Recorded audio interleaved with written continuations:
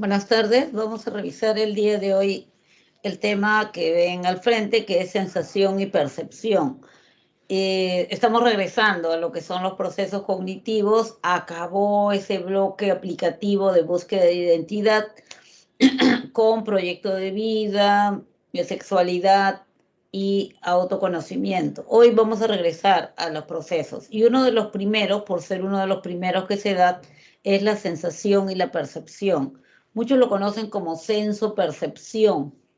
Vamos a saber inmediatamente después por qué razón, ¿no? Es probable que ustedes sí hayan tenido experiencias en algunas imágenes como estas, por ejemplo, ¿no? Donde si me fijo en los puntos negros sin parpadear, me parece que se está moviendo la figura. ¿Por qué pasa eso? O de repente, si miro esta foto, pienso o creo que el auto de adelante es más grande que los otros. Y digo, pero si lo estoy viendo, no, ni hablar, el auto de adelante es más grande. Sin embargo, luego podemos darnos cuenta que no es así, que los tres son iguales. La pregunta sería, ¿por qué hay imágenes que engañan a nuestro cerebro? ¿Por qué sucede eso? ¿Qué es eso? ¿Una sensación? ¿Es una percepción? ¿O es error de mi vista? ¿Qué es lo que está pasando? Entonces, el día de hoy vamos justamente a trabajar este tema. Vamos a hacer la diferenciación entre sensación y percepción y vamos a diferenciar cuáles son los factores biológicos de la percepción y cuáles son los factores psicológicos de la percepción. La percepción es el proceso. ¿Cuáles son los factores biológicos y cuáles son los factores psicológicos del mismo? ¿Y qué alteraciones podemos encontrar en este proceso cognitivo llamado percepción? Una imagen bastante sugerente, probablemente, sea la que tienen al costado, ¿no? Dos personas que están discutiendo sanamente, pero están discutiendo sobre el número que ven allí, ¿no? ¿Quién tiene razón? La que dice que es 9, la que dice que es 6, o las dos. ¿Y por qué razón? Las dos lo ven diferente, si se trata de un mismo número. Entonces, está relacionado con la sensación y la percepción. Empecemos pues por conocer cuál es la secuencia que se da en este caso. Todo empieza por la captación del estímulo. Nosotros estamos en un medio donde simultáneamente, en un instante, hay una serie de estímulos que te afectan. Pueden ser estímulos visuales, pero simultáneamente, paralelamente, en el mismo instante, estímulos sonoros, estímulos táctiles. Estás sintiendo el tablero de la silla donde estás sentado, pero también estás viendo una imagen y también estás escuchando lo que dicen. O sea, son varias sensaciones que se dan al mismo tiempo. Entonces, a eso vamos a llamar estímulos. Estas sensaciones son captadas por lo que llamamos receptores sensoriales. Y lo que aprendimos en el colegio probablemente sea que los receptores sensoriales pueden ser de 5 tipos, ¿no? Entonces, vista, oído, olfato, gusto, tacto. Eso lo aprendimos, hasta canción tiene, ¿no? Pero ¿hasta dónde llega la sensación? La idea es la siguiente. Ese sujeto está con los ojos vendados y tiene que degustar un platillo. Recibió el estímulo por la boca. Lo capturó, el sabor fue capturado por los receptores sensoriales, que en este caso serán las papilas gustativas. Y el sujeto experimenta una sensación, la sensación del gusto. Esa sensación va a ir a procesarse, a inscribirse y registrarse en alguna parte del encéfalo. En el caso de que sea el sentido del gusto, pues vemos que tiene ahí una región con la que está vinculada en la corteza cerebral. Y ahí terminó la sensación. Quiere decir que la sensación tiene que ver con la captura y con el registro del estímulo. Ahí acabó la sensación. Algo importante a tener en cuenta es que al capturar un estímulo del exterior, los receptores sensoriales tienen que hacer algo, que es muy importante. Tienen que transferir, tienen que convertir el estímulo, en este caso gustativo, a una señal nerviosa. Y sabemos que las señales nerviosas son de tipo eléctrico, que por las neuronas no va a pasar, pues, un gustito dulce o salado. No va a pasar eso, no va a pasar un estímulo gustativo. Lo que va a pasar es una señal eléctrica a otra neurona, a otra neurona, a otra neurona, hasta llegar, en este caso, al lóbulo temporal. Entonces, ¿qué cosa es la sensación? ¿Dónde empieza? Empieza con la captura del estímulo y termina con el registro del mismo en la parte que le corresponda. Si hubiera sido visual, probablemente sería la corteza occipital. Si hubiera sido sonoro, también sería el lóbulo temporal. ¿Qué es lo que sucede en el cerebro una vez que se ha registrado el estímulo? Lo que sucede es que el cerebro, en este caso, el cerebro, va a utilizar todo lo que tiene y que está relacionado con ese gustito que ha experimentado, con esa señal nerviosa recibida, va a activarlo y lo va a vincular. ¿Para qué? Para poder interpretar de qué se trata, para poder decir de qué se trata. A eso llamamos percepción. La percepción viene a ser la interpretación del estímulo capturado. Y la percepción se produce desde todos todo lo guardado en la memoria, tiene que ver con tu historia personal, los conocimientos, las experiencias, las vivencias, los aprendizajes, las expectativas, de repente las preferencias, todo, las emociones, todo eso va a ayudar a que tú interpretes de una manera determinada y le des una forma y reconozcas de qué se trata. A eso se le llama reconocimiento de formas. Cuando yo me doy cuenta, y como el caso del niño que está ahí, yo diga, lo relaciono con todo lo que tengo y digo, es un dulce, ¿cierto? Es un dulce, lo reconocí, le di una forma determinada. Ahí se produjo y terminó lo que acababa de empezar, que es una percepción. La percepción tiene que ver con la integración de las sensaciones capturadas con todo lo que tenemos guardado y el reconocimiento de formas, ¿ya? Entonces, ese es el proceso senso-perceptual al que estamos aludiendo. Acá hay algunos términos que he utilizado y que es importante que los tengan claros. ¿Qué es una sensación entonces? Es un proceso fisiológico que consiste en detectar la energía de los estímulos, sea señal luminosa, señal sonora, estímulo áptico, táctil, etc. Detectar esa energía y transmitirla hasta el encéfalo. Se dice que es un procedimiento ascendente, teniendo en cuenta que todo lo exterior es afuera, abajo, y ascendente porque sube hacia el encéfalo para registrarse. Hablamos de percepción cuando ya se interpreta el estímulo. Entonces la sensación se convierte ahora, chipa, se fue. La sensación se convierte ahora en una percepción. Hablamos de percepción cuando interpretamos el estímulo. Es un proceso psicológico.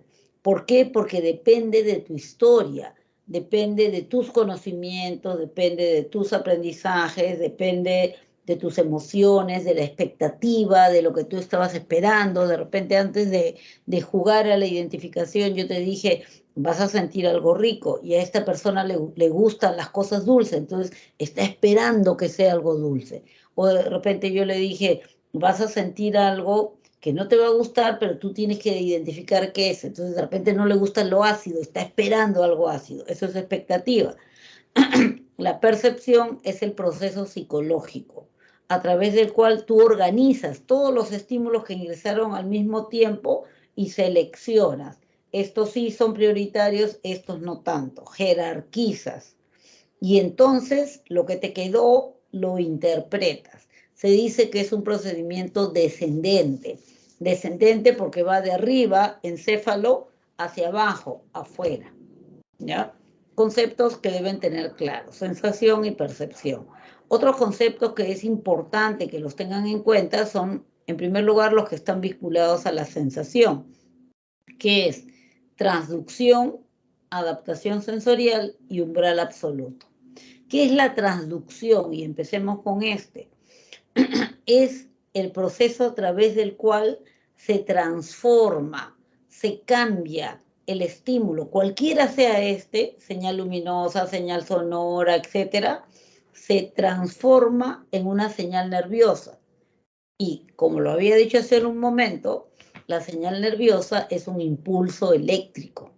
O sea, la onda sonora que llegó se va a convertir en un impulso eléctrico.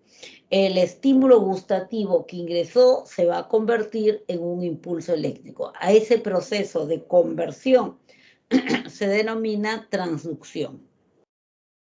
Otro concepto importante vinculado a las sensaciones es la adaptación sensorial.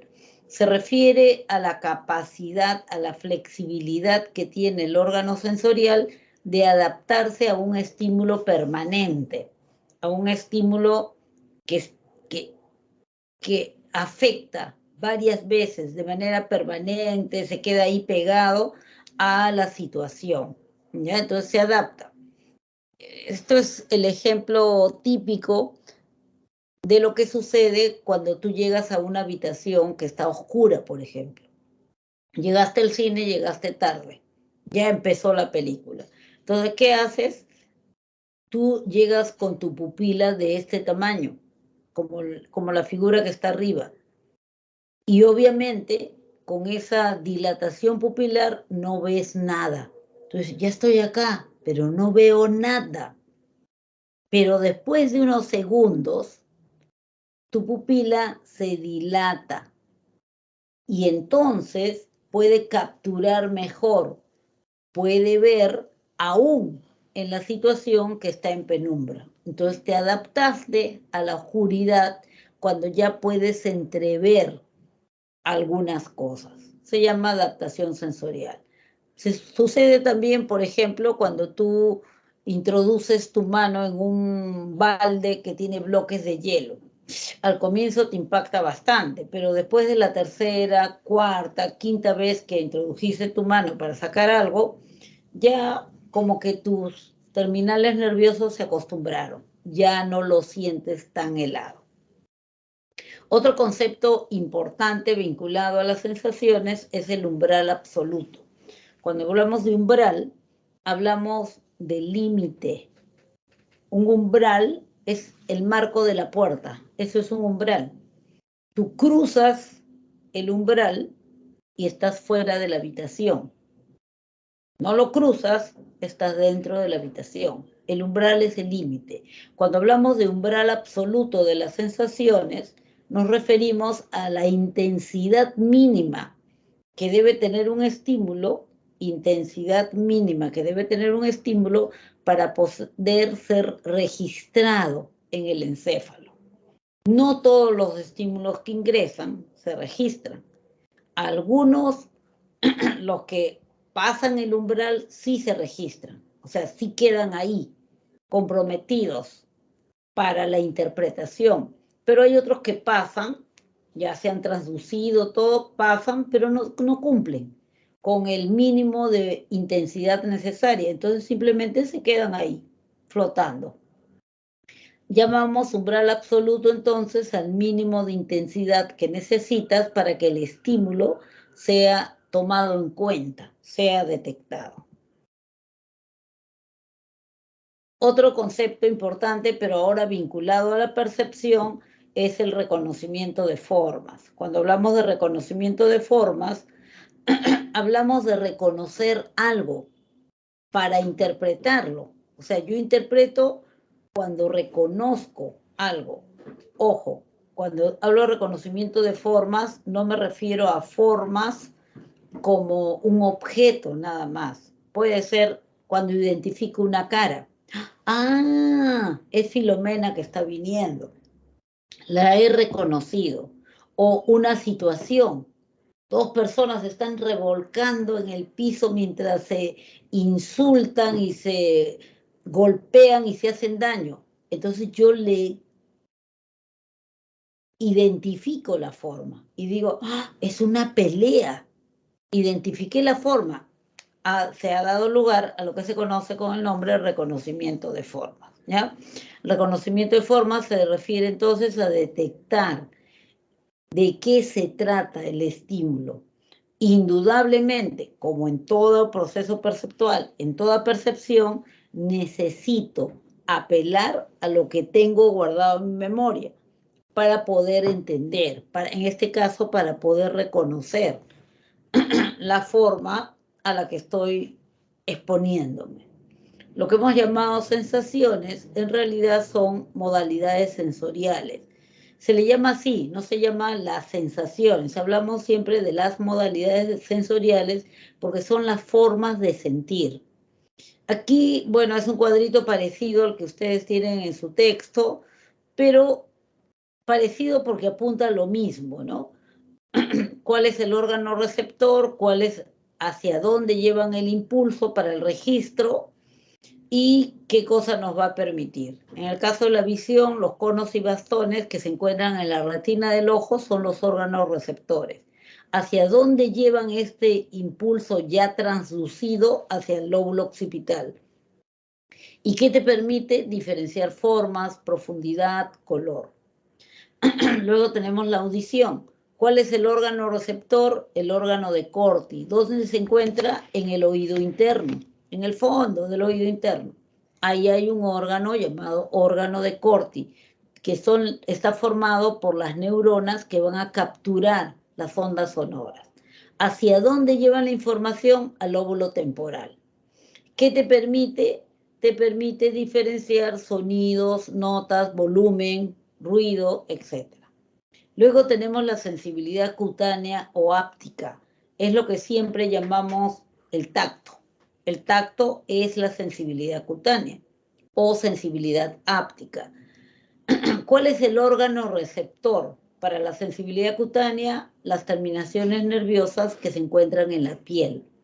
Por lo tanto, estarán sacando su conclusión que es la modalidad sensorial que tiene el receptor sensorial más grande, porque toda tu piel es un receptor sensorial y tú tienes piel en todo tu cuerpo. Quiere decir que tú puedes experimentar sensibilidad cutánea en la mano, en el codo, en el hombro, en la espalda, en el pecho, en el pie, en todas partes de tu cuerpo. Indudablemente hay zonas de tu cuerpo que tienen mayor cantidad de terminaciones nerviosas. Esas zonas que tienen mayor cantidad de terminaciones nerviosas serán áreas más sensibles. Por ejemplo, la yema de los dedos. Y con la yema de tus dedos tú puedes reconocer texturas, puedes reconocer temperaturas con diferencias muy pequeñas. ¿Pero por qué lo reconoces? Porque tienes mayor cantidad de terminaciones nerviosas. Otro sentido o modalidad sensorial es la olfacción. En el caso de la olfacción, el órgano receptor son los cilios olfatorios. Los cilios olfatorios, son como pelitos que están en el fondo de las fosas nasales.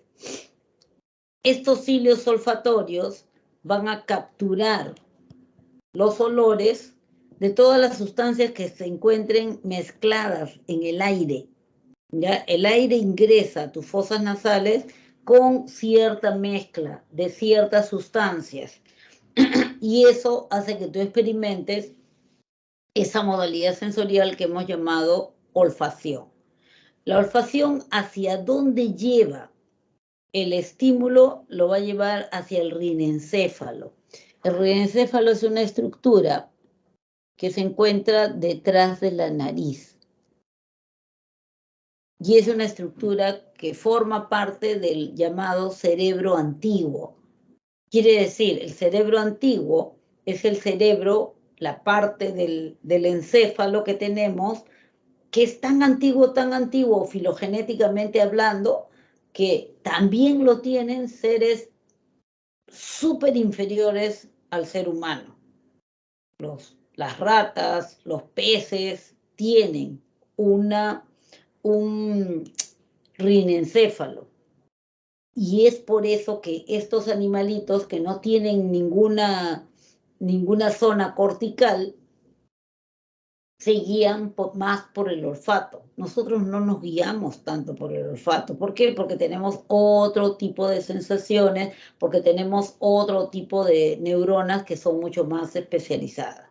¿Qué le permite al sujeto la olfacción? Diferenciar olores. Luego teníamos la gustación.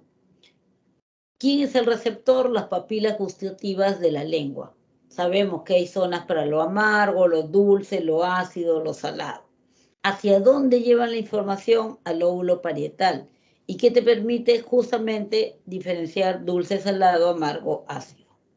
Luego tienen una modalidad sensorial que es probable que no hayan escuchado antes y se refiere a lo que son las sinestesias.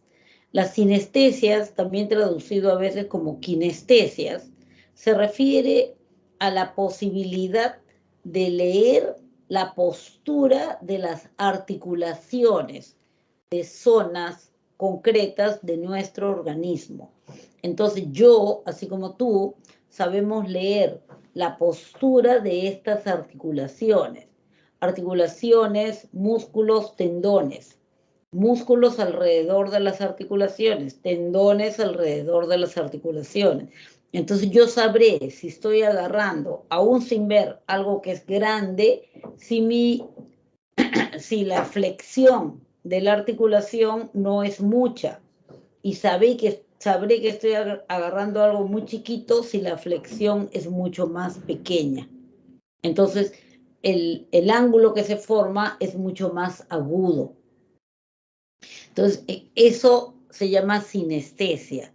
¿A dónde llevan la información de los movimientos de estos sectores con articulaciones de mi cuerpo hacia el lóbulo parietal? ¿Y qué te permite diferenciar el movimiento y la postura de algunas partes de tu cuerpo? Sin saber, yo puedo saber si mi mano gira a la derecha, gira a la izquierda, si los dedos están hacia arriba o si los dedos están hacia abajo. Porque yo, igual que tú, hemos aprendido a leer lo que nos informan las articulaciones. Y a eso le llamamos sinestesia. Indudablemente hay actividades que te van a ejercitar más sinestesias, o sea, van a ayudarte a desarrollar más sinestesias. Los artesanos, por ejemplo, que todo lo hacen con su mano, lo miden con su mano y tocando, inclusive pueden ser ciegos, tocando saben el grosor que tiene la masa de arcilla que está trabajando, o de repente los orfebres, que a través de sus manitos, sus deditos, están calculando el grosor que puede tener una cadena que están construyendo de repente, ¿no? El cirujano, que tiene que leer sus sinestesias para saber si está cortando la cantidad necesaria del tumor que está sacando, ¿no? Porque lo está viendo en la pantalla, pero en la pantalla está agrandado. Entonces se va a guiar por su movimiento, por la lectura de sus movimientos, o sea, se va a guiar por sus sinestesias. Interesante. Otra modalidad sensorial es la vestibular o laberíntica. Recibe ese nombre porque su zona de destino son los núcleos vestibulares que se encuentran en el tronco encefálico. Y los receptores sensoriales están en el laberinto auditivo.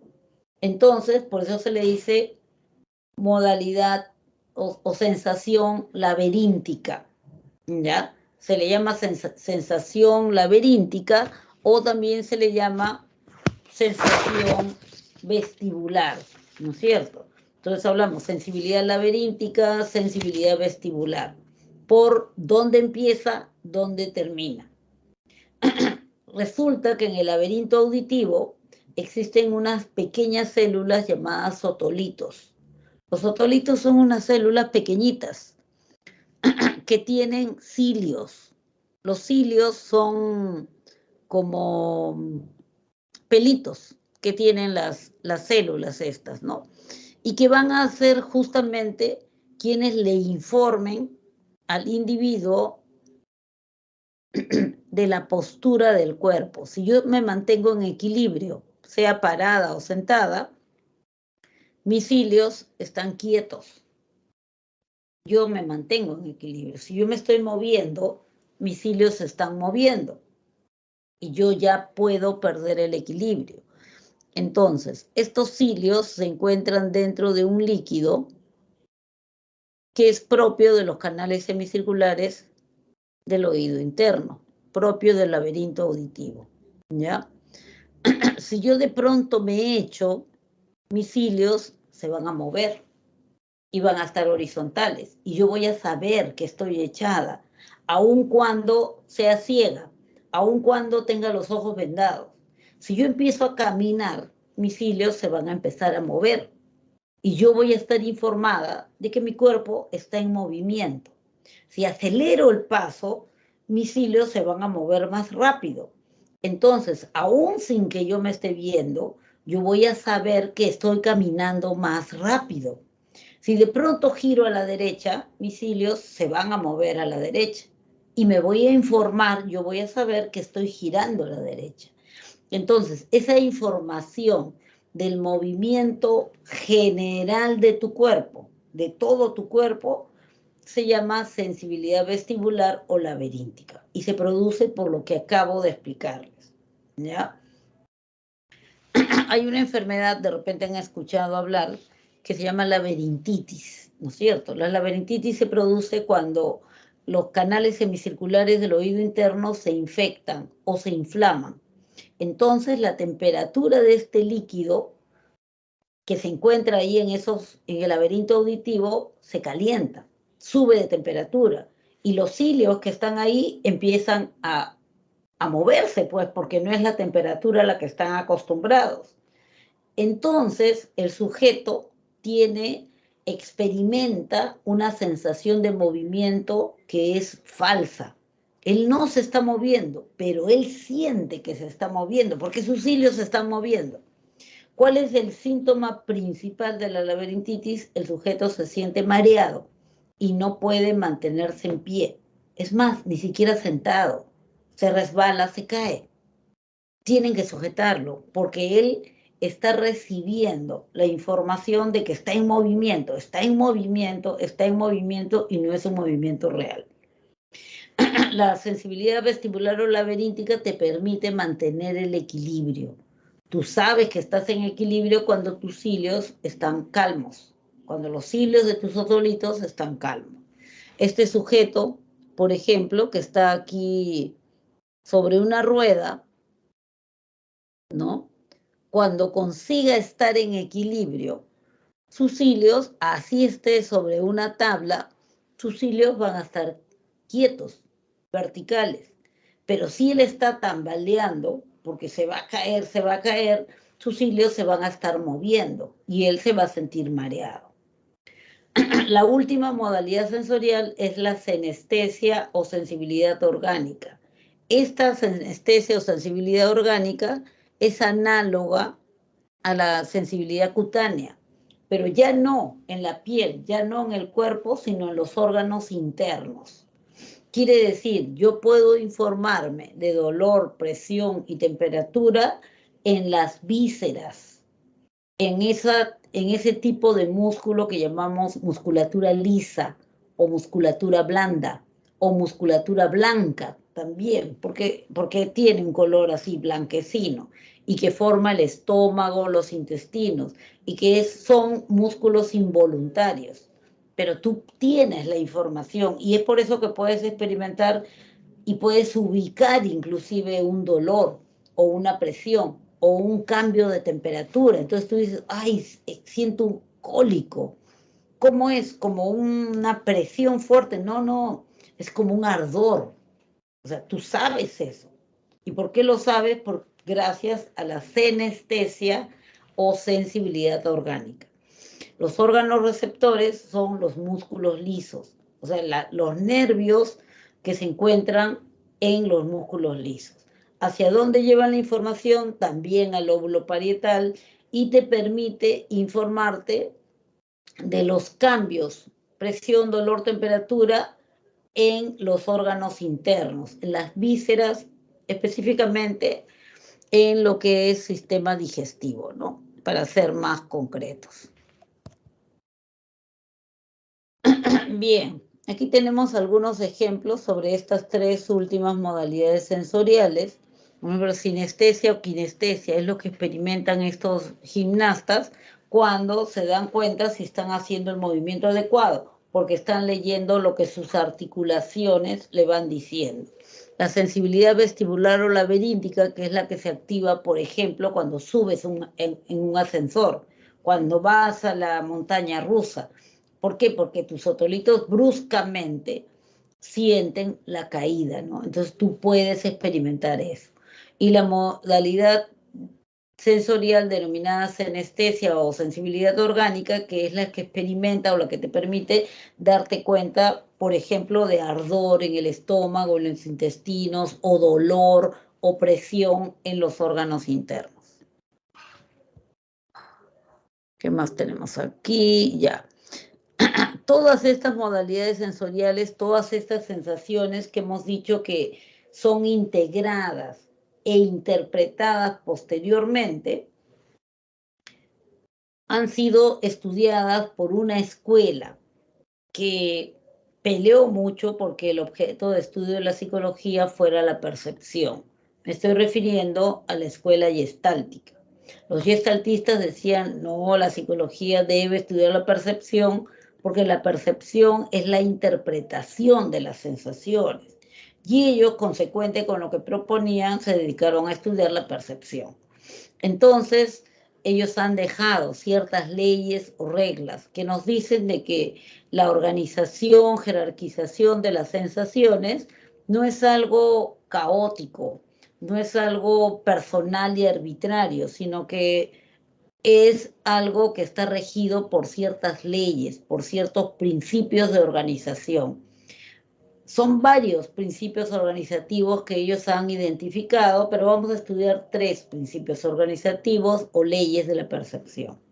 Algunas de las propuestas teóricas interesantes es, por ejemplo, lo que se resume en la frase el todo es más que la suma de las partes. Aquí lo que quieren decir es de que nosotros vemos una organización perceptual, pero la organización perceptual no es solo la acumulación de estímulos, es mucho más que eso. O sea, no es solo la suma de las partes, sino es la integración de todas ellas. Dice, el sujeto que percibe aporta, además, lo que tiene en su memoria, su conocimiento, sus intereses, sus emociones, todo eso lo va a aportar para poder organizar los datos sensoriales que ha recibido. El cerebro, para percibir, impone ciertas leyes o principios de organización perceptual, que es lo que ellos han llamado las leyes de la percepción. Acá tenemos algunos ejemplos. La ley de la figura fondo. ¿Qué dice la ley de la figura fondo? Dice, en toda percepción, los estímulos se organizan en dos grupos. Los que resaltan, los que llaman tu atención, conforman la figura y el resto es el fondo. El resto de la misma modalidad sensorial es el fondo, ¿ya? En la imagen de la izquierda, por ejemplo, vemos la Estatua de la Libertad, que sobresale a toda la niebla que está en el fondo, ¿sí? En la figura de la derecha, si atendemos a la imagen en negro, y le digo, fíjense en lo negro, por favor. Entonces me fijo y digo, ah, es una chica, es una joven con cuerpo muy contorneado que está tratando de levantar algo. Bien, ya. Pero si les digo, fíjense en lo blanco, ¿qué figuras en blanco ven? Probablemente me van a decir un par de perfiles mirando hacia el exterior, ¿no es cierto? Entonces, figura a fondo, con estos ejemplos lo que te quieren decir es, figura a fondo no es algo rígido, es algo que va variando, es algo flexible. Mi voz en este momento puede ser parte de la figura, porque me están poniendo atención, porque les interesa lo que les estoy diciendo. Y todo el resto de ruido, la bocina de los carros, tu hermanito que pelea, o el televisor que está prendido, todo el resto que sea auditivo es el fondo.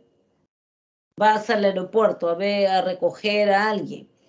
La figura de la persona o la imagen de la persona que ya ubicaste, que es la que, a la que fuiste a recoger y estás siguiendo con la mirada, es la figura. Y todo el resto es una masa amorfa de gente.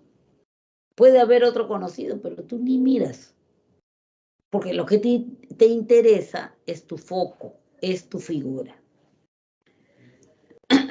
Esa es la primera ley de la percepción. Segunda ley de la percepción es la ley de las totalidades perceptivas o principio de pregnancia. La ley de las totalidades perceptivas, principio de pregnancia o ley de la buena forma, como también se le ha llamado, ¿no? Ley de la buena forma. Carambas, otra vez lo moví. Ley de la buena forma se refiere a el principio o ley que nos dice de que cada vez que nosotros percibimos, nosotros automáticamente le damos una buena forma a lo percibido. ¿Y qué es una buena forma? Una buena forma es una forma entendible. Una buena forma es una forma simétrica. Una buena forma es una forma conocida. Una buena forma es una forma fácil de memorizar. ¿Ya? Entonces, la ley de totalidades perceptivas o principio de pregnancia nos dice que automáticamente, sin proponernos, porque es una ley, nosotros tratamos de ajustar lo que vemos a lo conocido. Entonces, yo veo estas rayitas en negro y yo digo, oh, un tigre. No es un tigre en realidad, pero ya yo lo ajusté a algo conocido. O miro por acá y digo, ah, una flor con un cuadrado encima. Yo le di una forma conocida. O miro este texto de repente y puedo leerlo. Sí, claro, puedo leerlo, ¿no? ¿Qué cosa han tratado de escribir ahí que no se entiende? ¿Qué cosa es lo que dice ahí?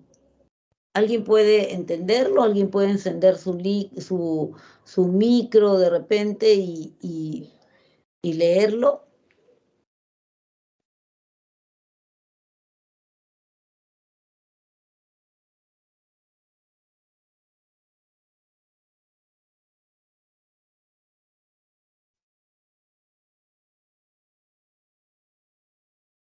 Dice, en un lugar de La Mancha, de cuyo nombre no quiero acordarme, no ha mucho tiempo que vivía un hidalgo de los de lanza en astillero, adarga antigua, rocín flaco y galgo corredor.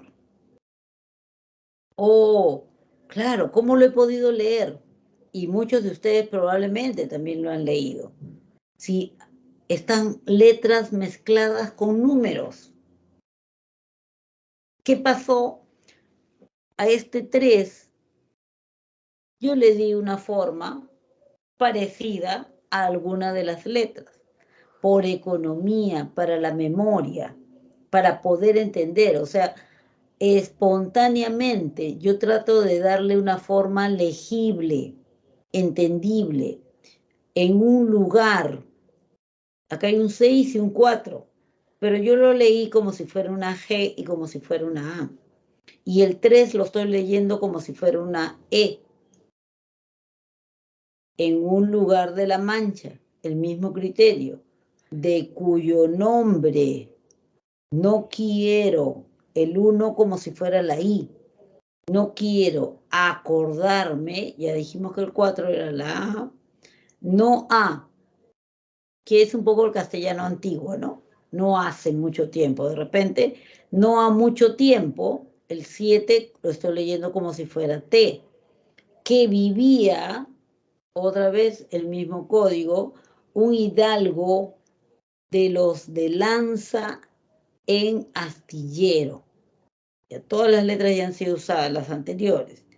Darga antigua, adarga antigua, rocín flaco y galgo corredor. Entonces yo le di una forma entendible, una forma legible, espontáneamente, sin pensarlo mucho. ¿Y por qué se pudo hacer casi automáticamente? Porque es una ley de la percepción.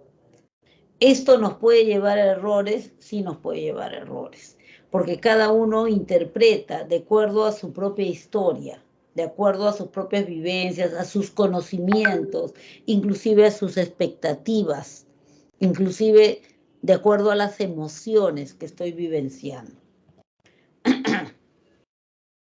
A ver, muchas veces para poder darle una buena forma a lo percibido, utilizamos, o el principio de pregnancia se apoya en la ley de agrupación de estímulos. Cuando hablamos de la ley de agrupación de estímulos, nos referimos a lo siguiente. Dice, cada vez que percibimos grupos de elementos. No, por ejemplo, al leer una palabra, yo no leo letra por letra, yo no digo A, G, R, U, P, A, C, I, O, N. Yo digo agrupación. Leo todo el percepto, ¿ya? Entonces, la ley de agrupación de estímulos lo que te dice es percibimos en grupos. ¿Y cuál es el criterio para armar el grupo? Si voy a percibir grupos, ¿cómo formo los grupos? ¿Cuál es el criterio para armar grupos? El criterio se les llama principios de agrupamiento. Y uno de ellos es, por ejemplo, el cierre o completamiento. Aquí las letras no están completas, está rayado, ¿no es cierto? Pero yo lo puedo rellenar, lo puedo cerrar, lo puedo completar para poder entender qué dice IBM. Y es más fácil de recordar que recordar de repente 8 rayas azules, las dos primeras y las dos últimas más anchas y las del medio un poco más delgaditas. O sea, eso es más complicado. Más fácil es juntarlos todos, rellenar los espacios en blanco, cerrarlo y leer IBM. Igual aquí.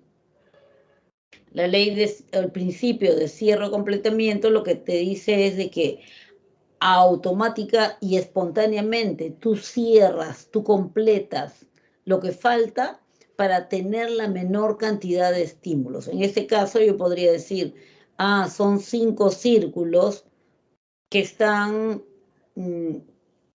sí, están afectados por 2 triángulos, un Michi que está encima, ¿no es cierto? Entonces, si yo digo eso, estoy rellenando estos espacios en blanco con negro para decir que son círculos, porque así no son círculos en ninguna parte, pero yo lo completo. Se llama ley del cierre o completamiento. Otro principio de agrupación de estímulos es la semejanza. Mi tendencia es juntar o formar un grupo con todos los que se parecen. Entonces, miro la figura de la izquierda y digo, ¿qué había? Bolitas, ¿alguna característica en especial? Sí, 8 negras, 8 azules. Ya las junté, ya armé mis grupos. Y los grupos, el criterio para armar los grupos ha sido la semejanza o aplicación del principio de semejanza. ¿Qué tienes en el otro recuadro? Manzanas. ¿Todas son idénticas? No, hay manzanas enteras y manzanas partidas. Ya está, los he agrupado por la semejanza. El grupo las enteras, el grupo las partidas. Otro principio de agrupación de estímulos es la proximidad.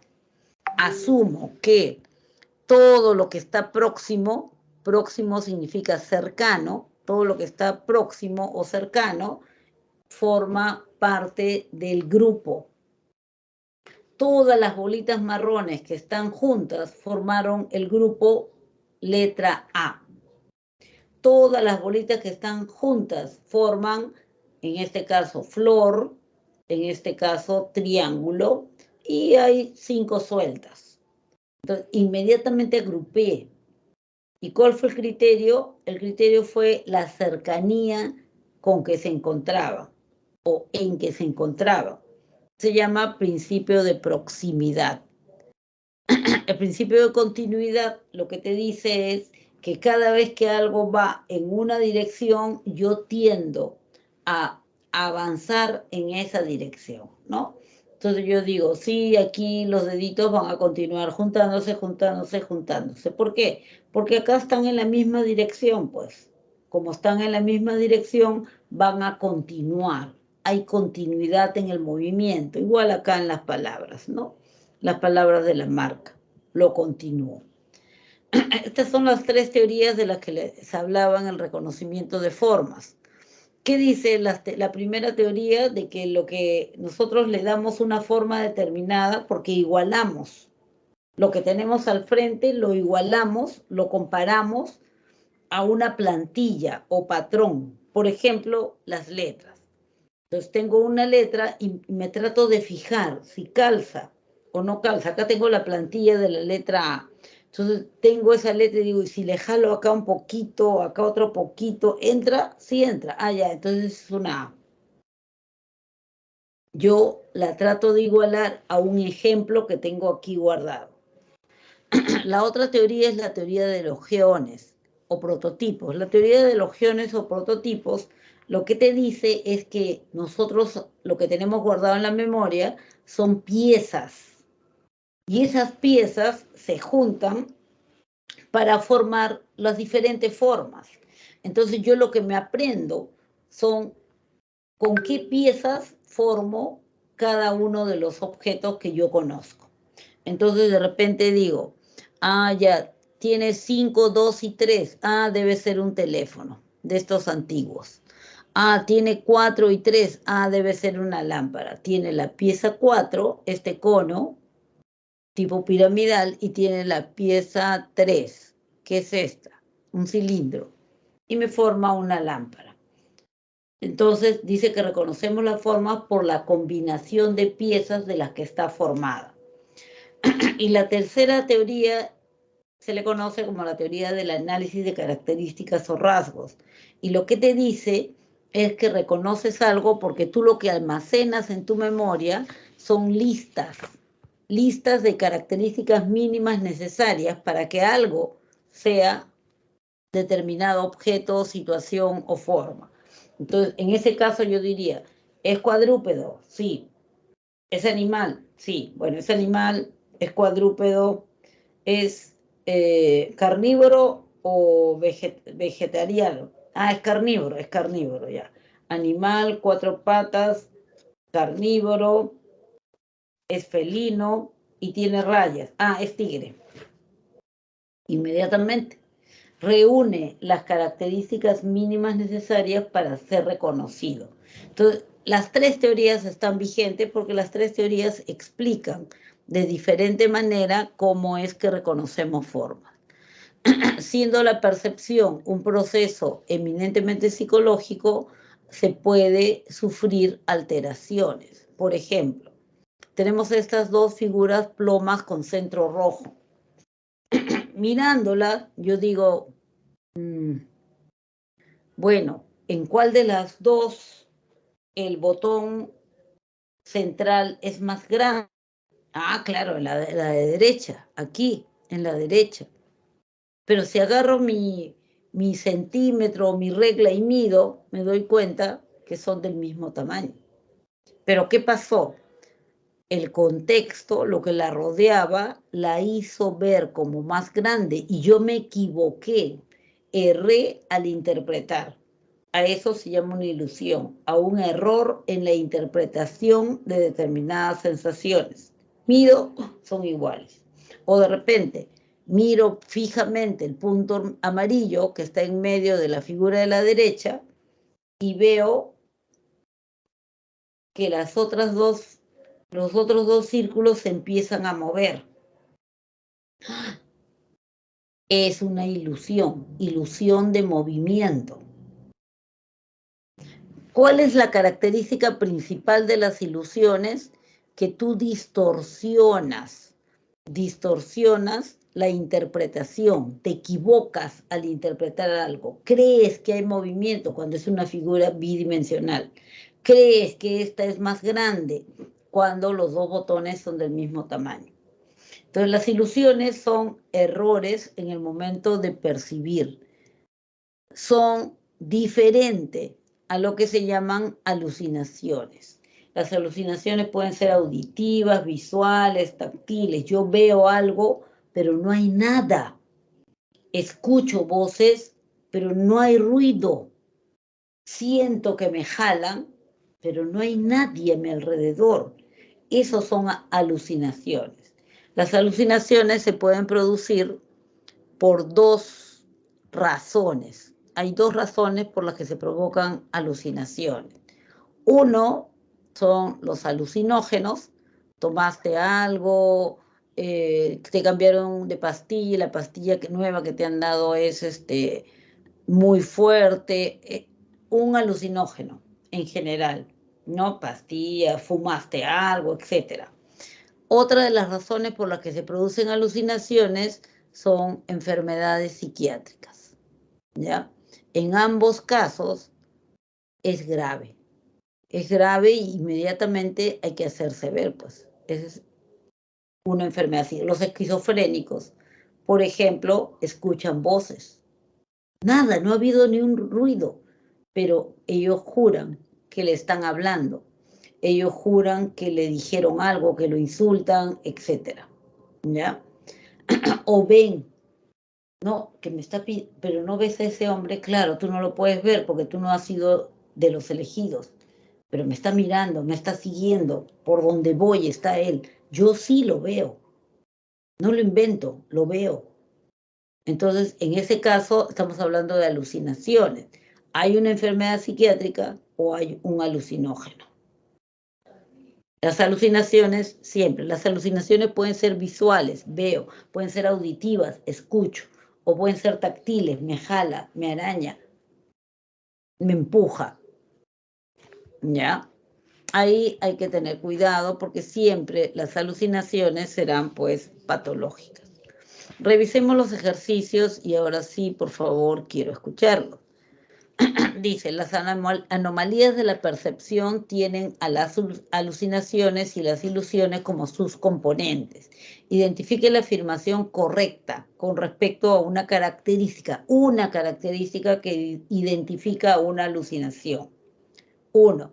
Se evidencia al identificar una melodía desafinada en un patrón sonoro. Ahí se evidencia al identificar que la melodía está desafinada. Es una evidencia de una alucinación.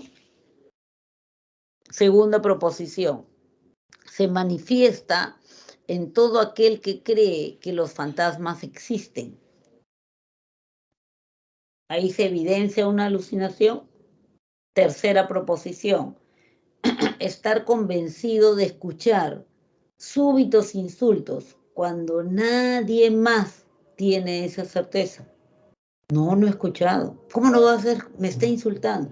No, no he escuchado, te lo juro. No, pero alguien tiene que haber escuchado. Nadie ha escuchado. Pero él está convencido que sí escuchó el insulto. Entonces, en el ejercicio 1, ¿cuál sería la respuesta que marcaría? La B. La B. La B, solo la respuesta 3, correcto. Solo la respuesta 3 es verdadera. A ver, veamos otro. Dice, Tiberio se encuentra sentado en la última fila de una sala de cine. La película ya empezó. Él siempre se jacta de tener muy buena vista. Sin embargo, no puede darse cuenta que una persona se acerca a su fila caminando por el pasillo. No lo vio. Esto sucede porque esos rasgos de la persona que vienen no alcanzan el umbral absoluto, la transducción adecuada, la significatividad visual, la adaptación sensorial, el umbral diferencial. ¿Qué dicen? La D. La adaptación sensorial necesaria, él no está viendo nada. ¿Por qué? ¿Por qué no ve? ¿Qué sucede? El estímulo que viene no tiene la ¿Perdón? La E. No, no tiene el umbral suficiente como para poder ser detectado. Entonces la respuesta correcta en este caso sería la letra A. No tiene el umbral, o sea, no pasó el nivel de intensidad que necesitaba para ser visto. Acá tienen la clave de respuestas y la secuencia recomendada es